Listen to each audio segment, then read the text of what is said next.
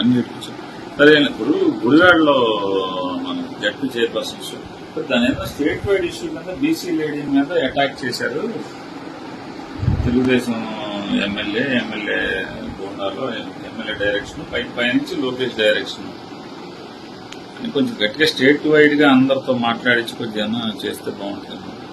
BC lady Gowda caste okay, దాన్ని అందరితో loud గా కొంచెం టేకప్ చేస్తే బాగుంటుంది.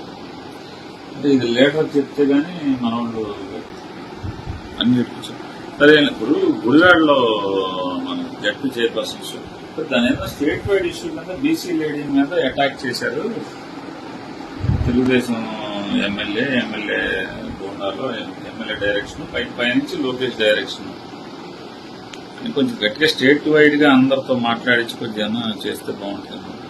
BC lady Gowda caste okay, దాన్ని అందరితో లౌడ్ గా కొంచెం టేకప్ చేస్తే బాగుంటుంది. అంటే ఇది లేటర్ చెప్తే గానీ మన వాళ్ళు పేరు నాని, నీకు కొంచెమైనా సిగ్గు అనిపించట్లేదా? ఒక మహిళని అడ్డం పెట్టుకొని ఇంత నీచ రాజకీయాలకి తెరలేపుతారా? పైగా దీన్ని స్టేట్ లెవెల్ ఇష్యూ చేయాలా? మన నాయకులు అందరి చేత కూడా మాట్లాడిపించాలా? పైగా నారా లోకేష్ గారే దీని వెనకాతలు ఉన్నారని చెప్పేసి ప్రచారం చేపిస్తారా? ఇందుకు కాదు మిమ్మల్ని ఫేక్ ఫెలోస్ అనేది. అసలు ఒక్కటైనా వాస్తవం ఉంటుందా మీరు చెప్పే దాంట్లో? ఇదనే కాదు, ఏ విషయంలో అయినా సరే ఒక్కటైనా వాస్తవం ఉంటుందా? అదొక డ్రామా. నిన్న జరిగింది ఒక పెద్ద డ్రామా, క్లియర్గా వీడియోలతో సహా బయటపడింది కదా. అక్కడున్న మహిళలు ఏం చెప్తున్నారంటే, ఆవిడని మేము వెళ్ళిపోమన్నాము, వెళ్ళకుండా యూటర్న్ చేసుకొని వచ్చి మమ్మల్ని రెచ్చగొట్టి మమ్మల్ని బూతులు తిట్టారు, అందుకు మేము కోపంలో చేసాం. క్లియర్గా చెప్పుకొచ్చారు కదా. రెచ్చగొట్టింది మీరే, బూతులు తిట్టింది మీరే, పైగా దాడి చేశారని చెప్పేసి ఏడ్చేది మీరే. పైగా నువ్వు ఏమైనా ఆదేశాలు ఇస్తావండి? ఏమైనా మాట్లాడతారో? దీన్ని స్టేట్ లెవెల్ ఇష్యూ చేయాలా? బీసీ నాయకురాలా గౌడాసా? మనం ఈ విధంగా కులాన్ని అడ్డం పెట్టుకుని కుల రాజకీయాలు, మత రాజకీయాలు మనం చేయాలా? పైగా నారా లోకేష్ గారు దీని వెనకాత నుండి చేయించారని చెప్పేసి అని ప్రచారం చేయించాలా? అసలు ఎవడైనా మీ మాటలు నమ్ముతాడా? ఒక్కడైనా కానీ మనం చెప్పడానికన్నా సిగ్గుండాలండి. అసలు అక్కడ జరిగింది ఏంటి, మనం చేసే ప్రచారం ఏంటి? ఇదనే కాదు, ఎందులో అయినా సరే మీరు ఏం చేసినా సరే ఇట్టే దొరికేస్తారో. ఉదాహరణకి ఈ ఒక్క సంఘటన చాలు. ఒక్కొక్కసారి ఇలాంటి పనికి మాలిన రాజకీయాలు చేయమాకండి పేరు నాని. ఎందుకు ఊరికే దొరికడం? కాకపోతే నిన్న కాక మొన్న మీ కార్యకర్తలు రెచ్చగొడతారు. రెచ్చగొట్టే విధంగా చీకట్లో వేసి అంటే కన్ను కొడితే అయిపోవాలి, రప్ప నరికేయాలి, పీకేయాలి, పొడిచేయాలి, తర్వాత ఏమీ తెలియనట్టు వెళ్ళి పరామర్శించి వచ్చేయాలని చెప్పేసి మాట్లాడింది మనమే. ఇవాళ ఒకటి ప్రీ ప్లాన్డ్గా ఒక డ్రామాని క్రియేట్ చేసి దాన్ని స్టేట్ లెవెల్ ఇష్యూ చేస్తారా? మీ నాయకుల చేత మాట్లాడుతారా? దాని వెనక నారా లోకేష్ గారు ఉన్నారా? ఇలాంటి రాజకీయాలు చేయడానికి సిగ్గనిపించట్లా? ఏ రోజైనా సరే మనం నిజాయితీగా రాజకీయాలు చేసి ఉంటే ఇలాంటి దుర్మార్గమైన ఆలోచనలు మీకు రావు. మీరు ఏ రోజు నిజాయితీగా రాజకీయాలు చేయలేదు. ఇలాంటివి అన్నీ అడదిడ్డమైన రాజకీయాలే. మేము ఇప్పటి నుంచి కాదు, పింక్ డైమండ్ కానించి మేము చూస్తున్నామండి. పింక్ డైమండ్ అప్పుడు కూడా ఏమన్నా తెలుసా? ఇంతకంటే ఎక్కువ ప్రచారం చేశారు. పింక్ డైమండ్ అయిపోయింది, 6,17,000 కోట్ల రూపాయల అవినీతి అయిపోయింది. పుస్తకం వేసాడు ఏకంగా జగన్మోహన్ రెడ్డి. అన్న ఫేక్ రాజకీయాలు అంటారు అన్నిటిని. ఒక్క మాట మీ నోటంట వాస్తవాలు ఉండవు, అన్నీ అబద్ధాలే. చేశారా? లేదు. నిరూపించాడా? లేదు. పుస్తకం వేసాడు, జీవోలతో సహా ఉన్నాయి నా దగ్గర, అన్ని ఆధారాలు ఉన్నాయి, ఇదిగో పుస్తకం అని చెప్పేసి అని. 5 ఏళ్ళు అధికారంలో ఉండి ఏమి నిరూపించారా అంటే 5 పైసలు అవినీతి మీరు నిరూపించలేకపోయారు. కేవలం చంద్రబాబు నాయుడు గారి పైన ఒక తప్పుడు ఆరోపణ అది కానీ పింక్ డైమండ్ కానీ. తర్వాత అతిపెద్ద అబద్ధం ఒకటి ఉందన్న, బాబాయ్ మటరు. అవి బాబా అది మామూలు విషయం కాదు. అది మీరే వేసేసి మీ హస్తం ఉందని చెప్పేసి మీకు తెలుసు ఆల్రెడీ, మీ నాయకులకు తెలుసు. జగన్మోహన్ రెడ్డి హస్తం ఉందని చెప్పేసి మీ నాయకులకు తెలుసు. ఆ రోజు ఎంత పెద్ద డ్రామా చేశారంటే, స్వయంగా జగన్మోహన్ రెడ్డి ఒక ప్రెస్ మీట్ లాంటిది పెట్టి చంద్రబాబు నాయుడు గారు దీని వెనకాతలు ఉన్నారని చెప్పేసి మాట్లాడి అద్భుతంగా నటించారన్న. దీని వెనకాతలు ఆయనే ఉన్నాడు, ఆయనే చేయించాడని ప్రచారం చేశారు. ఉదయాన్నే సాక్షిలో ఒక పెద్ద కత్తి పెట్టి చంద్రబాబు నాయుడు గారి చేతిలో నారాసుర రక్త చరిత్ర అని మనం ప్రచారం చేశారు. ఆయన బ్రహ్మాండంగా చేశారు, సక్సెస్ అయ్యారు ఆ విషయంలో. అది కూడా ఇలాగే ప్రీ ప్లాన్ అనమాట.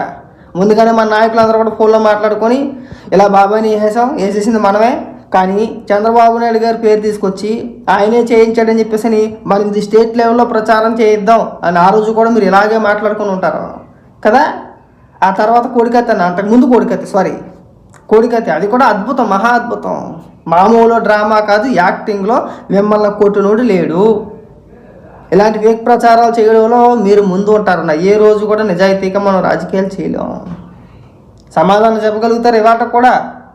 కోడికత్తి కానీ, బాబాయ్ మటర్ కానీ, పింక్ డైమండ్ కానీ, లేదంటే మీరు రాసుకొచ్చారు కదా 6,17,000 కోట్ల రూపాయలు అవినీతి అని చెప్పేసి అని సమాధానం చెప్పగలుగుతారా? లేదు. ఇవాళ అధికారం లేకపోతే మీరు చేసే మా వ్యాఖ్యలు ఏంటి? రెచ్చగొట్టే వ్యాఖ్యలు. రాష్ట్రంలో ఏదో రకంగా అల్లాల్లో సృష్టించి, రాష్ట్రంలో శాంతి భద్రతలకు లోటు ఉంది, ఏదో జరిగిపోతుంది అని ఒక నీచ రాజకీయానికి తెరలేపినట్టు కాదా మహిళలను అడ్డం పెట్టుకుంటారా? పైగా మహిళలు మేము గౌరవించేస్తామని మాట్లాడతారా?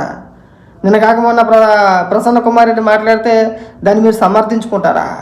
పైగా ఇక్కడికి వచ్చి ఉపన్యాసాలు చెప్తారా పేరునని?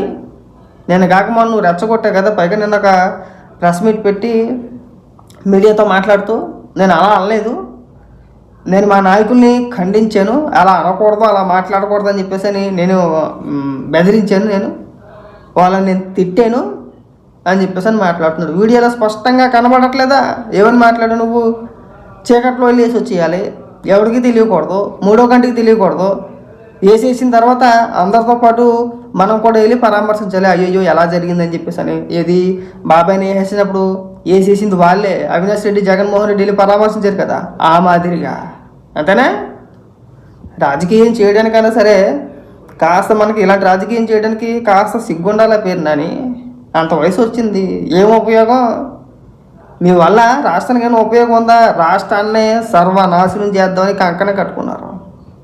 ఏదో రకంగా ఇలా అల్లర్లు సృష్టించి మీ అంతటి మీరే రాష్ట్రానికి ఎలాంటి పెట్టుబడులు రాకూడదు. వద్దురా బాబు అంటే మీరు రాష్ట్రాన్ని ఏ విధంగా చేస్తున్నారంటే మరో బీహార్ లాగా తయారు చేస్తున్నారన్న. కేవలం మీరే ఏమన్నా అంటే ప్రజాస్వామ్యం అంటారు. మీకు కొంతమంది వేలుముద్రగాళ్ళు, వాళ్ళకి తలాతోక ఉండదు. వాళ్ళు మీకు మద్దతు ఇచ్చేవాళ్ళు కూడా సగం మంది వేలుముద్రగాళ్ళు ఎక్కువన్నా. రాష్ట్రాన్ని మరో బీహార్ లాగా చిత్రీకరించి ఈ రాష్ట్రానికి పెట్టుబడులు రాకూడదు, పరిశ్రమలు రాకూడదు, ఇక్కడ చదువుకున్న యువతకి ఉపాధి అవకాశాలు దొరకకూడదు, ఎంతసేపు కూడా మన కాళ్ళ కింద బానిసలా బతకాలి కదా. మన పక్క రాష్ట్రాలు చూడన్నా ఎంత బాగా డెవలప్మెంట్ అవుతున్నాయో. ఎంత నీచ రాజకీయాలా? ఎంతసేపు ఏదో రకంగా రాష్ట్రాలు అల్లాల్లో సృష్టించాలా? అంటే ఎవరైనా పెట్టుబడి వద్దురబాబా రాష్ట్రాలు ఇప్పుడు కొట్టుకు సత్తారనే ఆలోచన మీరు తీసుకొస్తున్నారు.